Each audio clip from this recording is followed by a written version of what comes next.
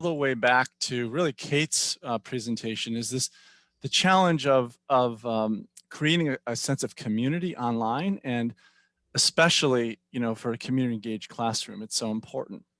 But it strikes me that there's an even bigger question underlying that, which is also extremely important for community engaged teaching, but it's really important for all teachers, although most teachers don't think about it that much. And that's the importance of relationships in a classroom.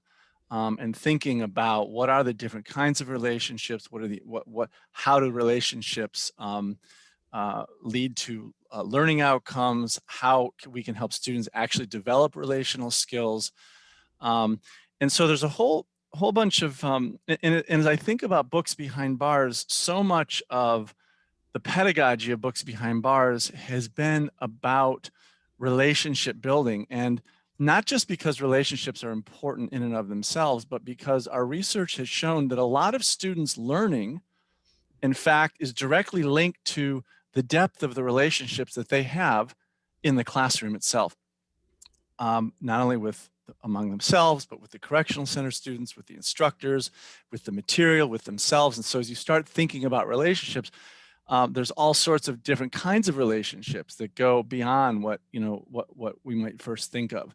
And like I said, this is not an issue that most teacher training or most teachers think a lot about. Relationships are a nice thing to have. It's nice if students get to know one another. It's nice if they like that, they feel comfortable with the instructor. But they don't really think intentionally about the importance of relationships and how to cultivate them and why to cultivate them in the classroom. And so what I wanted to do with our time today is do a dry run of a workshop on this subject that I'm going to be giving at VCU sometime in the spring. And it's on the power of relationships in the classroom. And just by way of introduction, I want to invite you guys, and so that's what we'll do. It'll be very interactive, hopefully useful, and stimulating, and so that's the plan for today. And you can just sit back and relax. No, you'll have to do work, but I'll facilitate. So by way of introduction, I want you guys to think about, and we're a small enough group, so I don't think for this we need to break into a smaller group. I'd like you to think about a class that you're currently teaching, or maybe have just taught. I think all of you have taught a class this semester, or any class, but think about a specific class and think about what are all the different relationships that are at play in that class. What are the different relationships that are at work in that class, and how do those relationships contribute to the student learning? What are the different relationships? Think of a specific class. What are the different relationships, and how do those relationships contribute to, or what role do they play in student learning?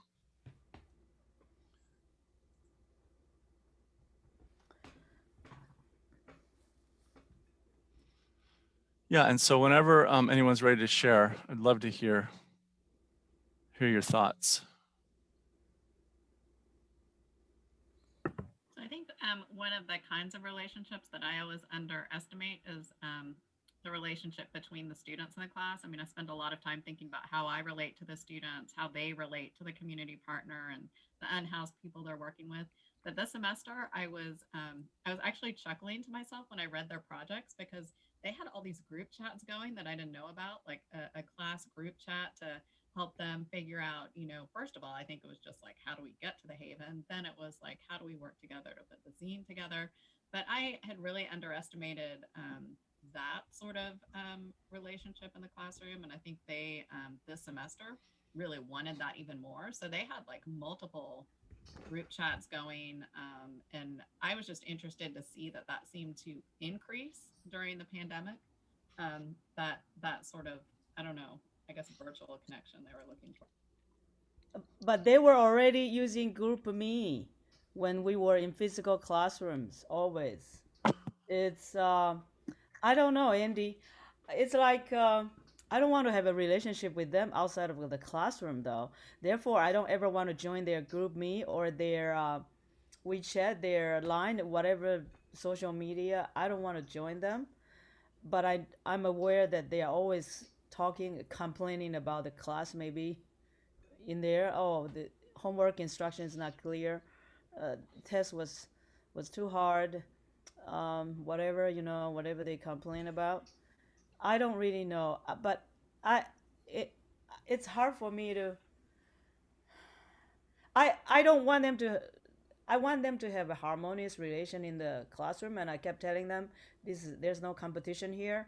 You improve, I grade on improvements, and then you help each other out. I don't want you to consider each other competitors, all of that. But all of that being said, and then I don't want to go beyond that.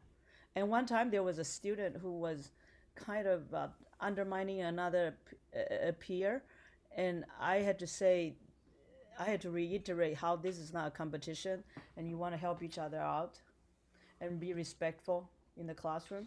So other than that, I don't really want to have a relation with them.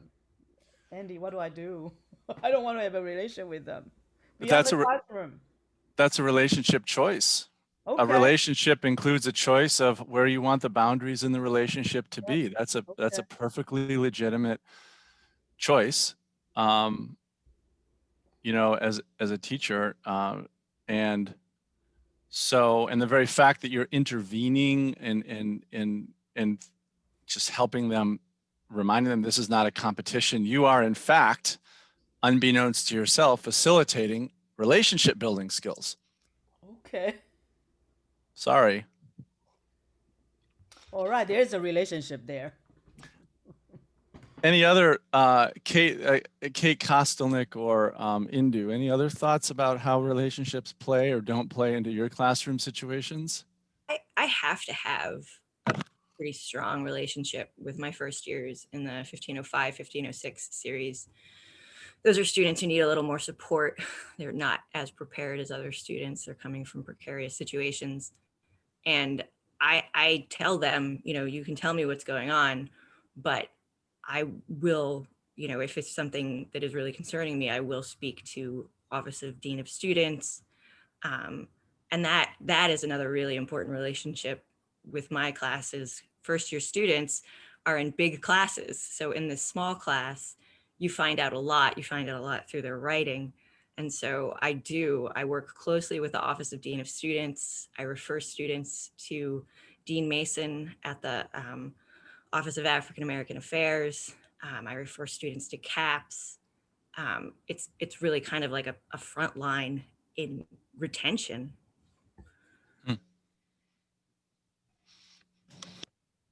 So relationship serves as a very practical purpose in that case, very concrete, tangible. All of us are community engaged teachers as well. What about the relationships with the community partners? How do those figure into the classroom and specifically into student learning?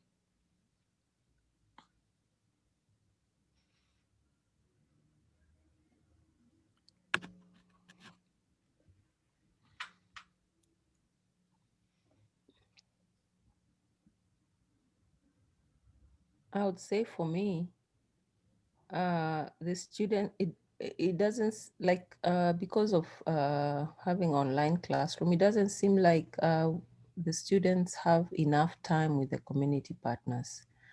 They are always interested to talk to them, always interested to practice their Swahili while knowing also their stories. So that has been my challenge, finding ways so that they can engage more. For now, the students don't have, well, some of them have the university community where they could see Swahili speakers that they would engage with more, but online environment has not allowed them that opportunity. So that's what I'm still trying to figure out. How can I make this relationship, these conversations continue? And the same with the community partners themselves. There was one who was asking me, oh, can I have the contacts of the students that were in my group? And I'm saying, okay, I don't know if this is something they can do outside of my class. continue that relationship. But I said, okay, I will talk to the students and see if they want to continue with you. And, yeah, they said, yes, yeah, we want to continue talking. So a friendship there began. Yeah. Any other thoughts about that, about the relationship between students and community partners? What Anne said is exactly how I felt. There's not enough time for them to bond, to form a relation, and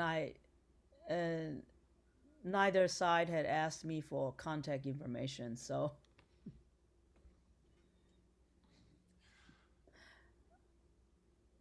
yeah, I'm not sure. I'm not sure about them forming a relation. Well, let me ask you all this question. As community engaged teachers, do we believe that the relationships that develop between our students and their community partners, that they are fundamental to the student learning? Do we think that they are important to student learning, or are they just nice add-ons to the classroom experience? Well, it was interesting because in my class, we talked a lot about how students have to be very mindful that they're actually helping their communities, because they were thinking, well, we can't do community engagement because of COVID. And we discussed how actually people are more in need of help now than ever. And you should engage and help your community because it's in dire need of assistance. So a lot of them said in their reflections, they're going back to their home communities and they want to be able to help. And they're going to try to join their home organizations, or they've been rethinking their relationship to their own hometown community, which I thought was great. So I agree with what a lot of other people said, that they might not necessarily have developed that relationship with Charlottesville community partners, but they're definitely thinking about their own, which makes me happy. Kate Stephenson, you're nodding your head as well. For my class, even this semester, that relationship with the community partner was really fundamental to the learning. One class went a lot better than the other just because we were able to transition better virtually. But a lot of those students came to our writing group at the Haven and wrote with the writers there.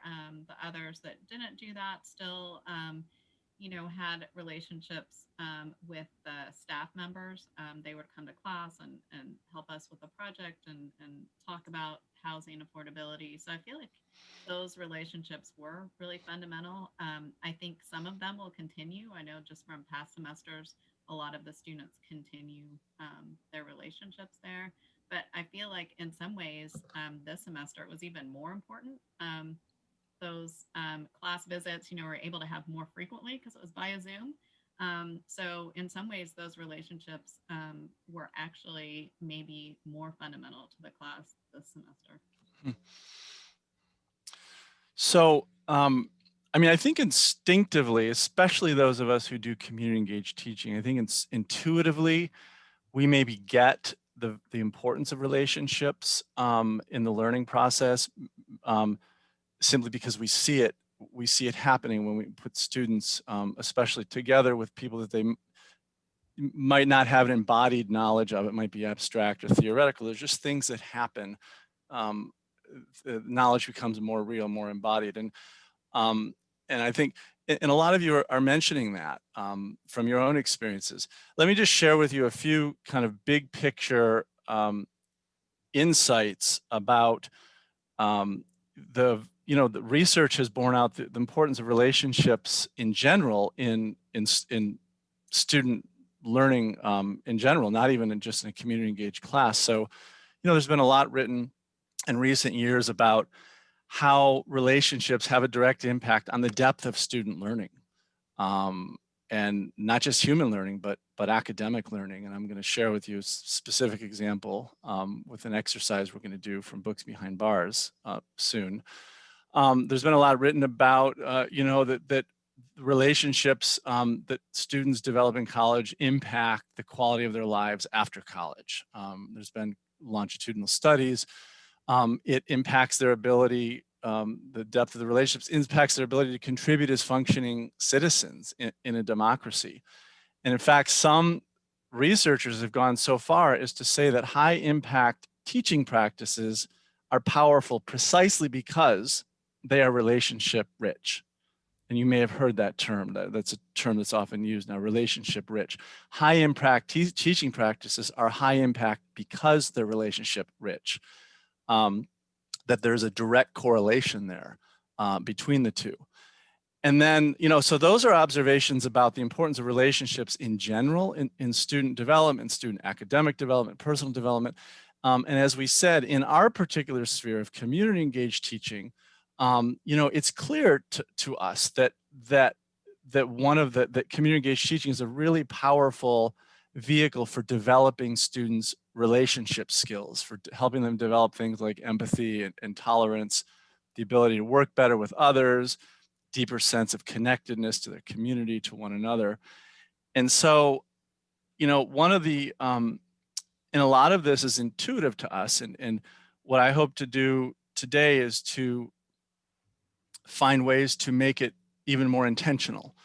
And I will tell you from my own experience, one of the things that I try to do as a teacher, specifically in Books Behind Bars, but in other classes as well, is to create an environment in which thinking about relationships and relationship building is actually very intentional and very much built into the learning experience.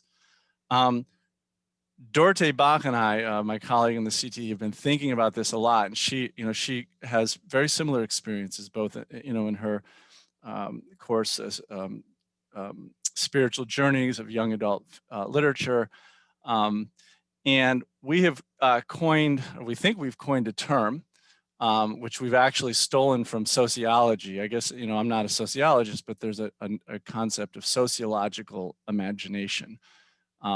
Which in my butchered understanding, sociological imagination is the capacity to think about, to ask, and to answer questions, sociological questions, to have an intuitive understanding of how social forces and social interactions work. So we've stolen that idea, and we've come up with a term that we call relational imagination.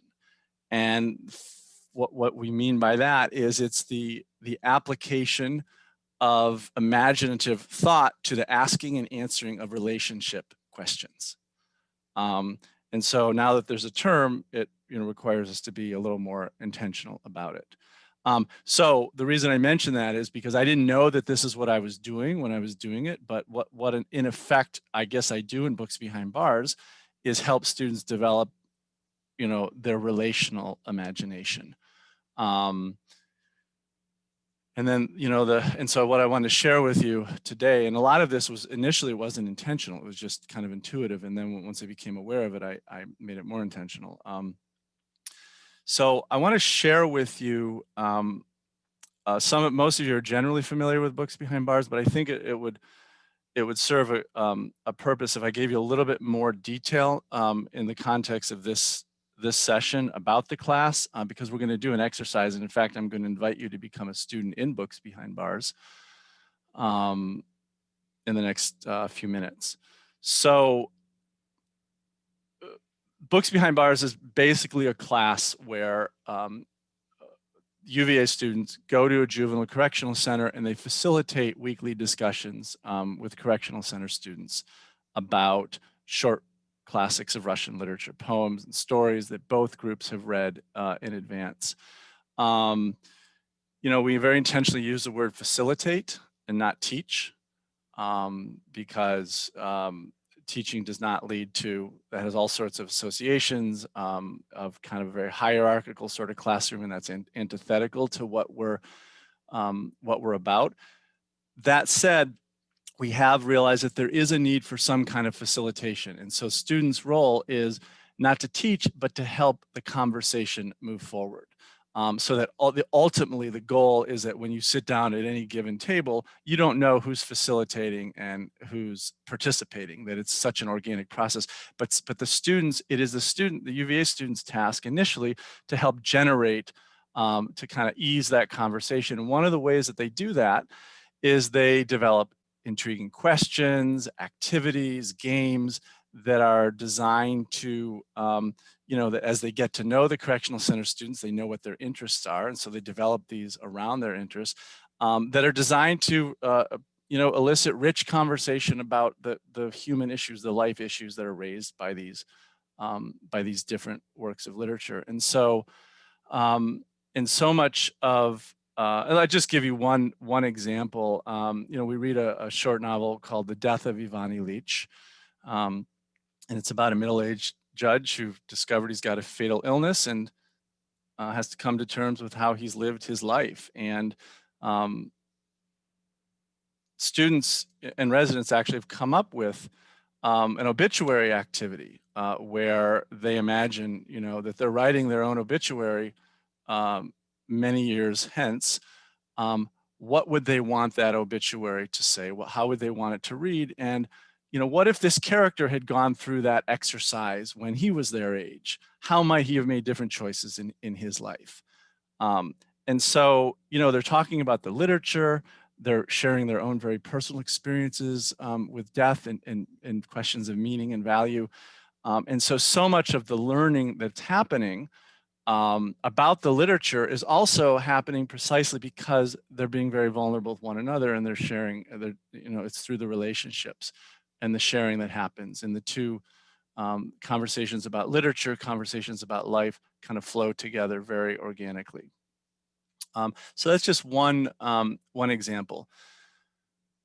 I was thinking about whether it makes sense to spend,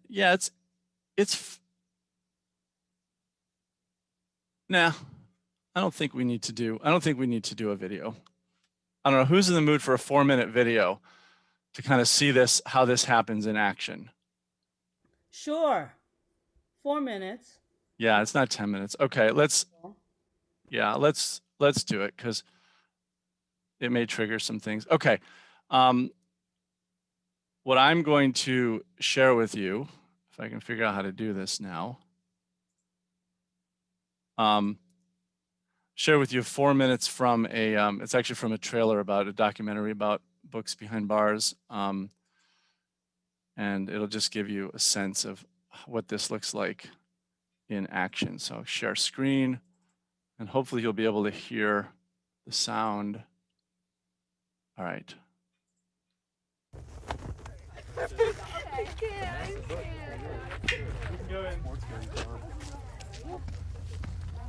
For many years as a teacher of literature, I was trying to create a classroom which felt alive to me and authentic.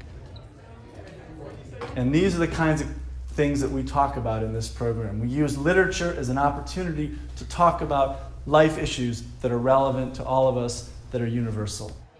If you boil it down to the most essential element, this is a class in which two groups of young people, the same age, 18 to 21, one group from a university, the other group from a correctional center, come together, sit down side by side, and have conversations about life through literature. When I walked into that building every Tuesday afternoon, it's like I wasn't locked up. It's like for the next 3 hours, I can live, I can do me, I can be myself, I can open up. It's not often that you spend 90 minutes talking about the things that you're the most scared of, or the people that you love the most, or, like what you want to do with your life and what you've done wrong with your life. I was expecting them to come in here and be scared or look down on us like, yeah, they're criminals. I didn't expect for us to be able to connect, our life is the same. In some ways, we had to struggle with the same problems. The students and the residents grapple together, and they realize it doesn't matter if you're a 20-year-old college student or a 20-year-old youth, in a correctional center. You know what it feels like to lose someone you love. You know what it feels like to struggle with family situations. You know what it feels like to try to search to find your place in a world that doesn't always make that easy. Those are the issues of Russian literature, and those are universal. I have found that they connect with these themes at a visceral level. They know what it means to lose their freedom. That's not an abstract question to them. They're incarcerated. And it's incredibly valuable for them to be able to talk about that theme through a story from their own experience and then share that with the students. So students come away with a totally new understanding of that whole that whole theme in Russian literature. A lot of these stories really have helped me realize, you know, a lot of inner issues that I've been dealing with my whole life that I really couldn't quite piece together in words until I heard it in the story. And then it would say it and I'll be like, that kind of reminds me of myself, you know? And I'll think about it and then I'll start thinking, well, I need to work on that. And then I'll work on it and then it'll just get better. And then eventually it's just not even a problem anymore. Just to see that people that had a whole nother different background from me can kind of connect with me in like a lot of ways. And through these stories, that was so like unique. So I like that. Coming to these meetings every Tuesday, like they made me feel alive. They made me feel that real sense of connecting with other people, like truly and with your heart. And they have helped me more than they'll ever know. You know, I hope students come away from this experience realizing what's possible in a classroom, what's possible in their own lives. I hope that the residents come away feeling empowered with an altered perception of who they are and what their worth is and what they're capable of.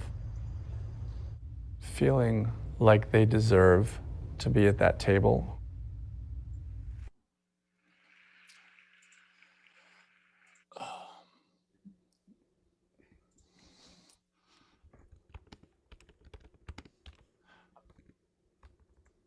Was everyone able to hear that?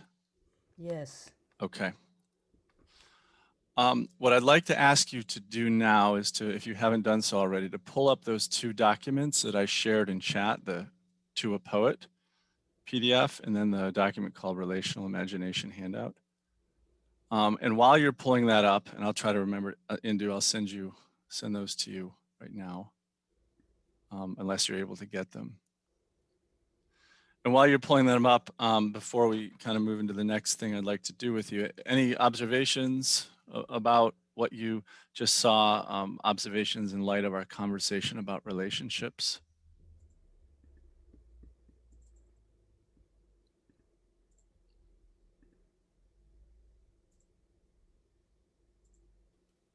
I'm sorry, are you asking us to comment on the video or on the two handouts?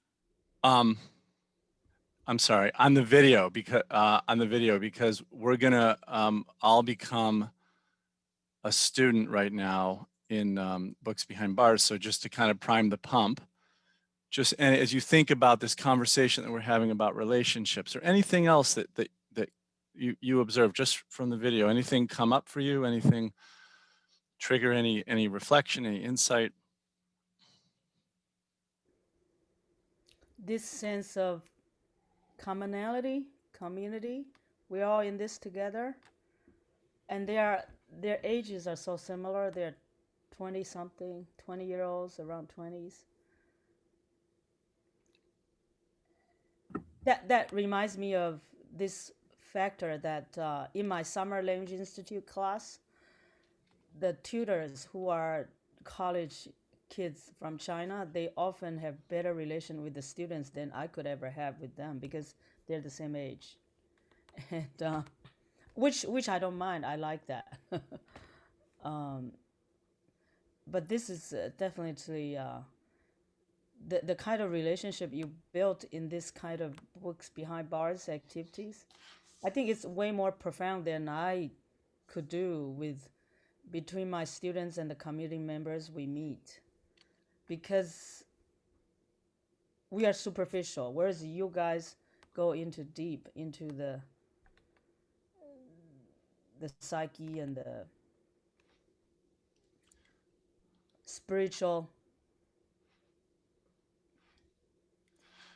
spirituality in which people come to some kind of realization and understanding of themselves. So I don't mean to make comparisons, but mine is superficial at the language level, but yours is beyond language. I have seen your documentary probably more than once now. I've heard you speak, Andy, several times about this, and every time, even though I know about the project, it really it moves me to tears watching some of these excerpts. And I think one of the things that really influenced me even the first time I saw this was this notion of, our students are so smart and they're really good at learning stuff with their heads. Like they're really good cerebral thinkers. And I think maybe that's one of the ways your project has influenced my teaching is just, I really, really believe that these students need to learn with their heads, their hearts, and their bodies. And I think, actually that's where community engagement comes in, that they are not just, learning empathy and learning with their minds, but they're also physically going somewhere else. And the directional discomfort too, sometimes I think is really important in the learning process. And it's incredible what you've done. I know that's probably not the kind of comment you were looking for, but it's a really, we could talk about this for hours. It's amazing. What I'm trying to process is that Shu Chen said something very interesting, that in a language class we don't go to those depths of discussion, and yes, it is true that the way we talk about literature is really kind of in a very vulnerable way, and literature in some ways lends itself to that. And of course, the environment itself is has a kind of heightened sense of urgency to it, right? In a correctional center, and the knowledge that these relationships are finite. So yes, those all, but I think this ability to deepen relationships in a classroom and think intentionally about how to do that applies to any classroom. And so what I'm hoping is that you don't come away from this thinking, oh, there's no way we could reach, that level of depth because of the subject I study. I believe that any subject, no matter what the context is, if you start to think differently and intentionally about the importance of relationships, any subject can lend itself to that. And so it'll look different. And relationships also don't necessarily require deep relationships don't always require deep conversation. Sometimes just fun and connection and joy. In fact, my students complain all the time, like, why does someone have to die every week, and all these stories. So that's what I want to get you guys sort of thinking about, how you might start to apply, even in a small way, just some of the insights here, some of the things to your own teaching. And to that end, I actually want to invite you now to become a student in Books Behind Bars.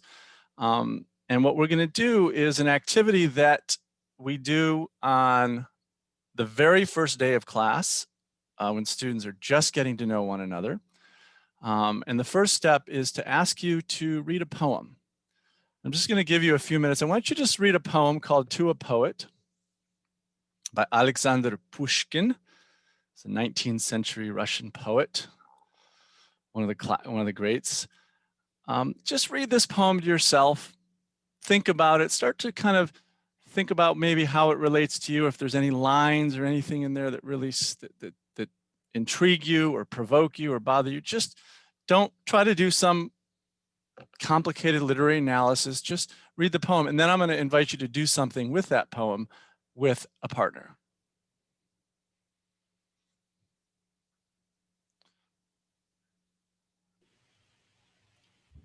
Could you please share the poem, because I don't have it. Are you not able to pull it up, Rosario? I'll try it one more time, and if not, you can send me an email and I will see if you're able to pull that up. In chat? Mm-hmm. Oh, yeah, now I see it. Sorry.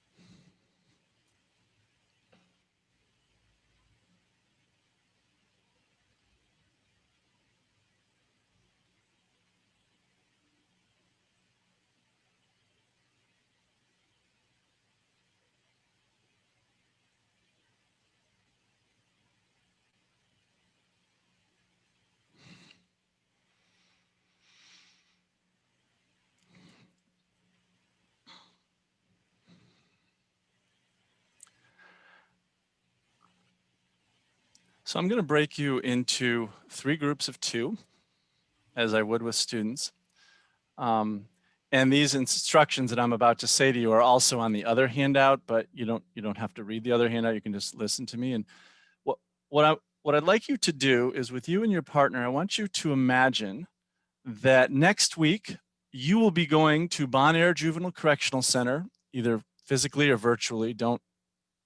That's not crucial, but you'll be going with your partner, and your job will be to facilitate a discussion about that poem to a poet with a group of 3 or 4 correctional center students that you will be sitting down with. How would the 2 of you prepare for that discussion?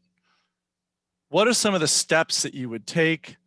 What are some of the things that you want to think about in order to do an effective job?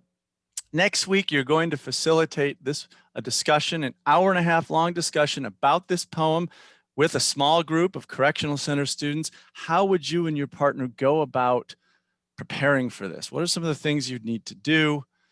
What are some steps you'd want to take? That is enough preparation. Enjoy working together for about 10 minutes.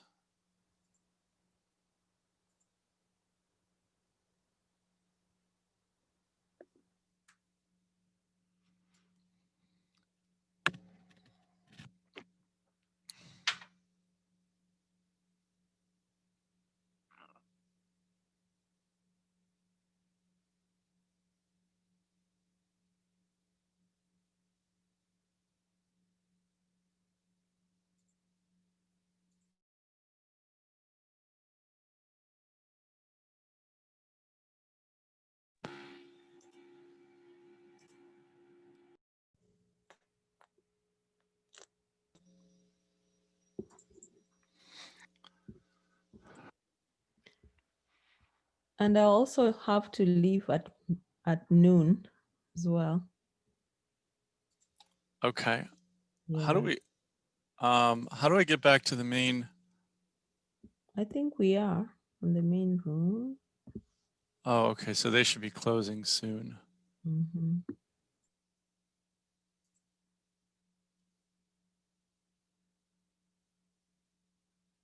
Okay. Well, whenever you have to leave, that's fine.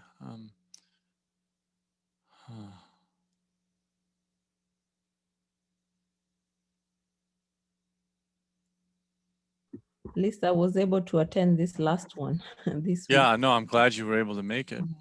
Mm.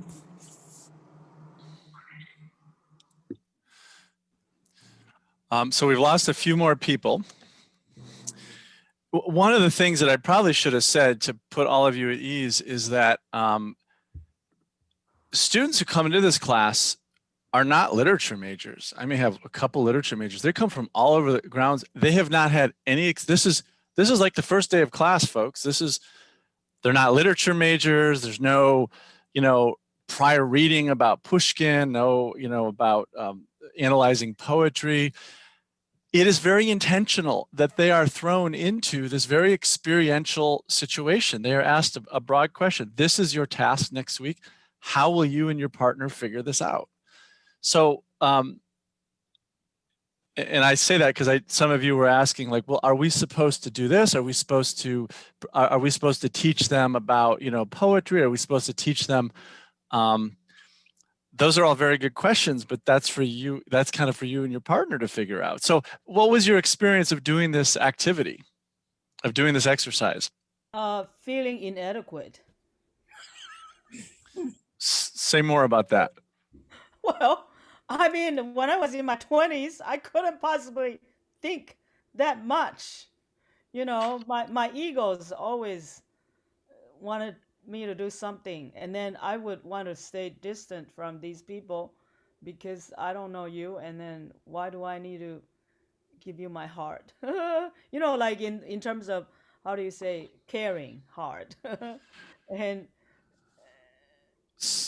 so one of the questions that you're already asking is, well, what's my relationship to them? How much do I open up? How much do I not open up? Where are the boundaries? Shu Chen, you're already asking relationship questions. Of course, you're asking them in the negative, Yeah. but sorry to break it to you.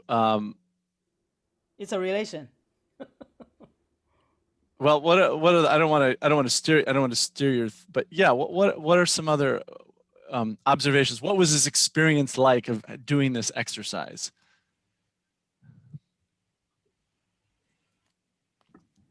I really had to turn off my English professor brain in terms of what I would do and how I would teach a poem. You know, I think going in and you know, talking about scansion and verse and like that would just really alienate, I think, a lot of people, especially coming from, you know, being underprepared or being alienated by school. So that was hard for me, but I think that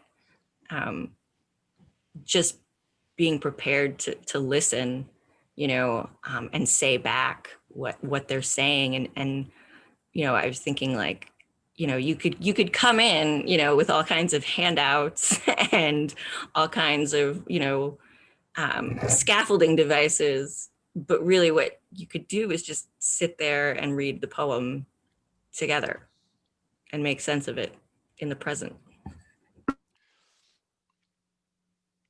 Sure, all of those are choices. You could come in, you could do a 15-minute lecture about the poem, and then you could tell them or you could just say, "Hey guys, we're trying to figure this thing out together.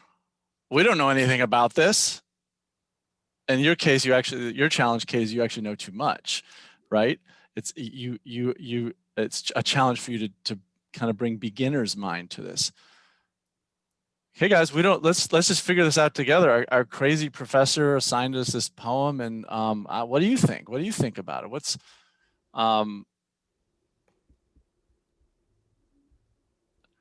other thoughts about this experience of being thrown into this activity? Can you hear me? Mm-hmm. So I'm in the art department, art history. And so all of my classes, I just thought of this, all of my classes, what I do I'm a TA, I'm not a professor. But what I do, I always begin my classes with a seeing exercise. And I think the same thing can happen, and it's just a methodology I try to teach, to look at any art, and it has nothing to do with the context or anything, and so that they can go to a museum and look at anything. And so basically the idea is looks, think, and wonder. And so the idea is that you look at the painting, or in this case, you read the poem, you take a few minutes to think about it, you ask questions, right? And then let them wonder what they would ask the material. And depending on how many questions people can ask and students usually intervene, that's how we look at the painting. It's just based on their feedback, and it's kind of like a continuous exercise that really the quality varies depending on the group, how much they look at it, but doesn't require any previous knowledge. So nice, Rosario, and I think I want to go back to I listened to Shu Chen and Kate for a few minutes, and what was interesting, I heard just a snippet, and I heard you guys talking about it. I heard Shu Chen expressing your, you know, the same kind of concern and doubt that you expressed to the whole group. Like, I'm not 20, I don't know how to. And Kate was saying, but wait a minute, but what if we just listen? What if you guys were negotiating a relationship? You guys were asking yourself, you were solving a problem together. And in the solving of that problem, Shu Chen, you revealed something about yourself, which was very personal and very, very vulnerable. And Kate revealed something about herself. Oh my God, you know, I know too much. I mean, I'm not sure. Even in the process of doing this activity, you were forming a relationship. You were starting to learn about one another. You were connecting. Did anybody talk about different interpretations of the poem? Like one person says, well, I think the poem's about this. And someone else says, well, no, I think it's about that. It may not have come up in a short 10 minutes, but did that come up for anyone? But you can imagine when students are sitting down in an activity like this, one student says, "Oh, I totally agree with the message of this poem. Yeah, you've got to be true to yourself, and to hell with what society thinks." And someone else will say, "Well, no, hang on a minute. No, I mean we live in a society. How can you, how I don't agree with the message of this poem.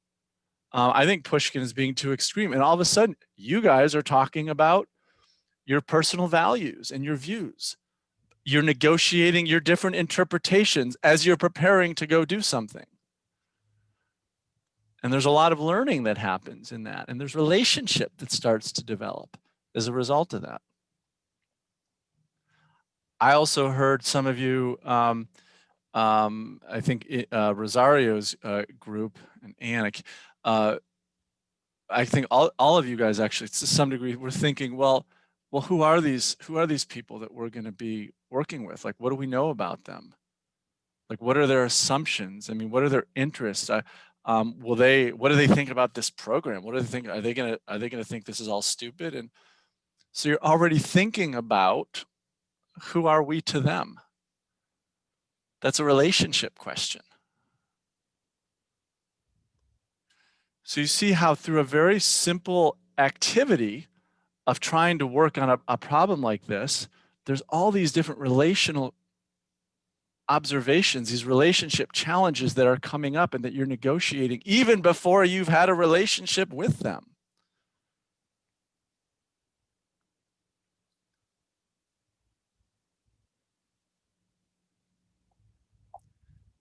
Any thoughts about that, or is that like too much of a stretch? Makes sense. Yes. We didn't get to the part of the what does the poem mean, because we were busy thinking about I was busy thinking about how am I going to situate myself in that kind of setting. Too busy with that. And of course the interpretation of the poem, yeah, that's another story, how you read it. Yes. And Shuchen, situating yourself vis-a-vis them, so much of the learning in with community engaged teaching is about who are we to them? Who are we as university students to the correctional center students? What is our role there? How should we relate to them? How should we speak to them? Are we teachers or are we facilitators? Are we friends or who are we? And think of all the learning that comes out of that kind of figuring that out. That's what community engaged teaching is all. It's about. It's about our relationship with other people that may not be as familiar to us in negotiating that relationship. How about you? Go on, Kate, please. No, it's such a really great activity that you've simulated in the class of having the students meet and make some sort of plan about what they're going to do when they get there, and having to, negotiate each other's identity and work together. And I think that's something that I've been really missing as a professor, in that I do so much planning on my own, and it's very lonely, so thank you for that. And if Suchen and I had more time, we would have come up with something, but we were, talking about building our relationship. She's going to help me with my promotion review, and she shared something about the World Foundation that I can join. So but that's part of it, getting to know each other and talk. But I love that you have to first negotiate a relationship with a partner from maybe a very different discipline before you can prepare yourself to enter these engaged learning experiences. What's so interesting, Kate, is that one of the things that students talk about after having gone through this class is how they have formed some of the deepest relationships with their fellow students as they have in any other class in college. For that very reason, I mean, that happened in how many minutes? 5 minutes? Now imagine you spend 10 weeks together and you travel an hour and a half in a car with your partner and another group to the facility, then an hour and a half back. Yeah, that's the power of this kind of collaboration. That and then you become friends, and then you become supports. And in the process, you learn a lot about yourself.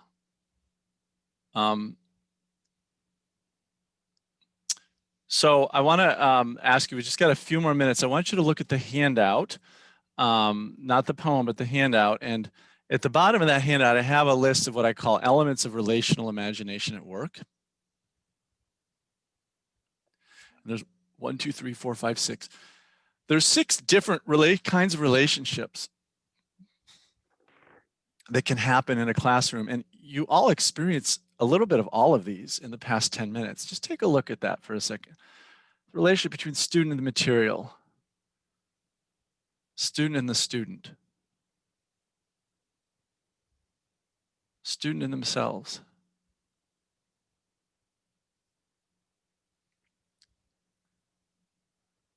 student and the instructor, student and the community, student and humanity.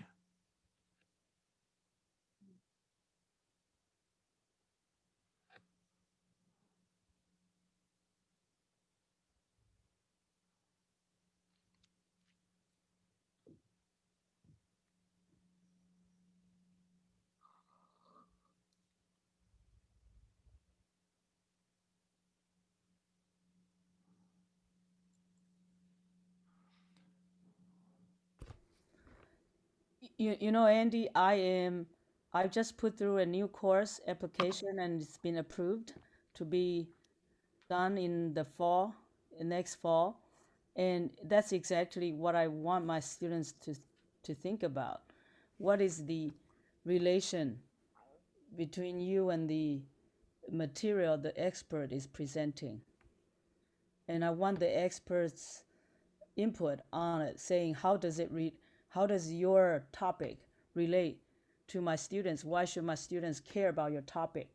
So this is that relational imagination for sure.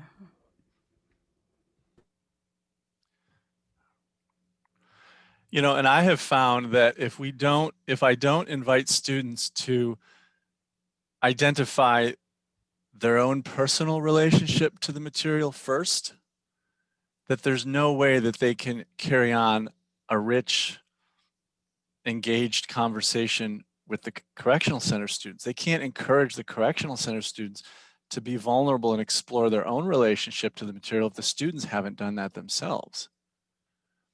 And this in some ways flies against, you know, in the humanities, this is in some quarters is frowned upon, that's not what we do. You know, if you want to talk about your personal relationship with, you know, with literature, well, that's for therapy or your religion. That's not what we do in a classroom. I think that's nonsense.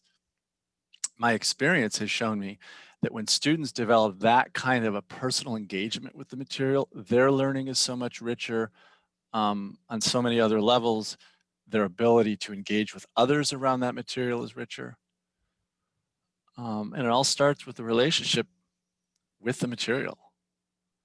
We don't often think about that, having a relationship with the material. We talk about mastering the material often, you know, mastering the content. But what if we reframed how we think about students in the material and encouraging students to have a relationship with the material, a rich, complex, personal relationship with a language or with a piece of literature or with a scientific principle?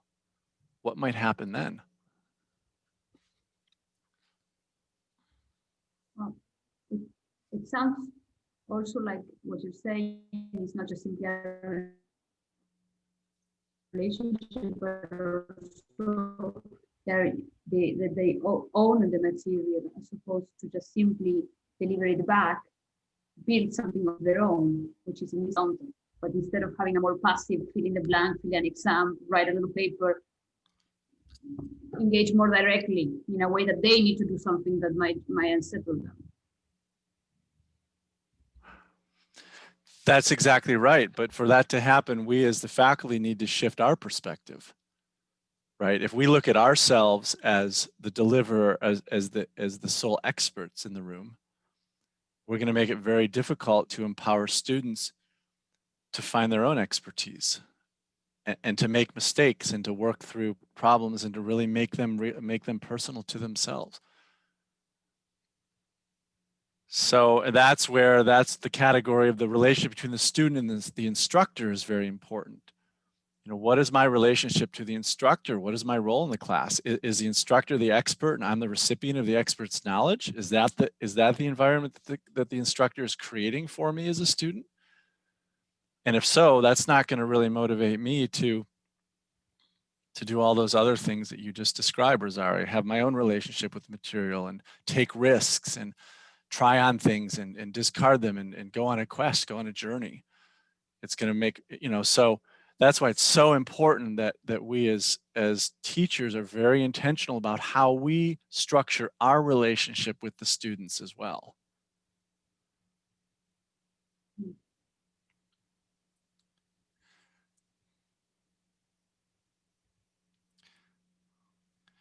My homework for you guys, and if you want to share something right now, you're welcome to, is to think about a class that you're either teaching this spring or next year.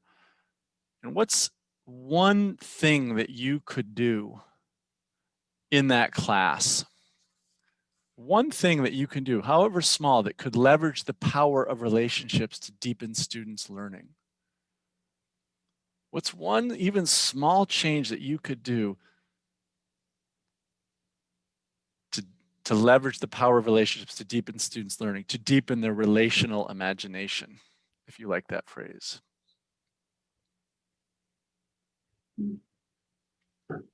To ask their peers, what do they think of what somebody just said? Keep on remembering to do that often. What they just heard, and what do you think of that? Do you agree or disagree, and why? I mean, in Chinese, of course. What relationships, Shu Chen, in that example you just gave, what relationships, what kind of, what relationships, relational skills are you helping them develop with that? Mutual, yeah, their relation, student to student relation. And what else? And what else? Student. Out of the categories you have? Yeah, do you see any other of those categories? In that example that you just gave, do you think that there are other elements of relational imagination at work? Student to self, student to community, student to humanity, student to what? To me, maybe. Why did I think it's important for them to think about it? And then student, it's everything. Student to material, because the topic came from the material. So it's everything. Yeah, I mean, you're actually being even more creative than I was. The first thing that came to mind was student to you. You're basically empowering students to have a relationship with the other students and with the material, and it doesn't have to all go through you every time. So that was a really good example, even richer than I saw at first. I held oral test 1 on 2, me and 2 other students, the 2 of them, 3 of us, and if I have time, I would ask A for their response to B's questions, to B's response. Yeah, so, but I don't always have the time or was in the place for it, but I found that very helpful and students loved it. And it's a very small thing, but these small things can make, if you're intentional about them, can make huge differences, can change the whole dynamic of a classroom. The difference between a teacher who immediately responds to what the student said and the teacher who said, well, what do other people think about that? Well, how about you, Rosario and Kate and Indu? Any other examples of things, like one thing that you might want to change or work on in your classes to enhance students' relational imagination? I mean, I really like the idea of student to the material. So I might ask them coming in, like, what is their relationship to the material, the topic of the course, the material we'll be studying, and yeah, maybe even Shu Chan's idea of exchanging it with other students in a group, their answers, because I really like that idea of their pre-knowledge and thoughts about it. Thank you for sharing. I do a lot of these activities, like repeat what someone else said, etc., on my class and the TA, and it works very well because I think students need a lot of help with active listening and those things. They don't. That's when they or I have them a lot of the time teach each other, as opposed to. So I can't teach. So they teach each other, and that works very well. That's when they identify the problems. That's when they identify what they don't know. But I need to think about more about this relational thing, because I think that's how they relate to the material. I teach them how to relate to material, how to work in groups. But I think I need to think more about this idea of relational, like how they can relate to the community. I've never thought about it before, and I think it's very interesting. You know, Rosario, when you say you can't teach, so you have them teach in themselves, I would argue that demonstrates precisely the opposite, that you in fact can teach. Because when students are teaching themselves, there's a ton of research to show that the learning is much deeper than when you're just trying to teach them. So you're actually, you're undercutting yourself. You're underselling your teaching abilities.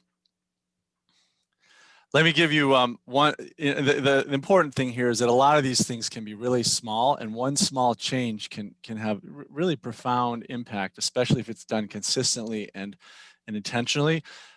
Even changing language. In Books Behind Bars, we stopped using the word teacher to describe what the students are and facilitator. Just that small language shift changes so much about how the students think about themselves vis-a-vis the correctional center students.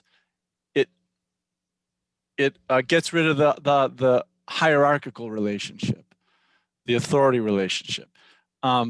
It challenges the very idea of a relationship with the material that teachers are supposedly the experts, and that other people are the recipient of their expertise. But maybe that's not the right relationship to knowledge. Maybe knowledge is much more fluid than that. So, but even by changing just a simple word like that, it enhances students' relational imagination on a number of levels. So you guys, I have kept you over time, and the fact that you haven't run out the Zoom door, says to me that, you know, you found some value in this, so I'm really happy about that. But do you think this is a workshop that would be of interest to a larger group of faculty in the spring sometime? Yeah, I'm thinking about maybe. I think so. I do think so. You know, like